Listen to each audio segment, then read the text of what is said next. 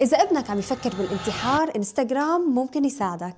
ابنك ممكن ينتحر، إشعار صادم ممكن يوصل للأهالي لتنبيههم إنه أولادهم عم يبحثوا بشكل متكرر عن محتوى بخص الانتحار أو إيذاء النفس. هيك أعلنت منصة انستغرام التابعة لشركة ميتا إنها رح تفعل هي الخاصية الجديدة للأهالي المشتركين بنظام الإشراف الأبوي داخل التطبيق، لتساعدهم على التدخل المبكر بحياة أولادهم المراهقين، لحتى يقدموا لهم الدعم ويساعدوهم كرمال ما يأذوا حالهم فعلا. طيب، مو على أساس ميتا بتحظر البحث عن أي محتوى بيتعلق بالانتحار أو إيذاء النفس؟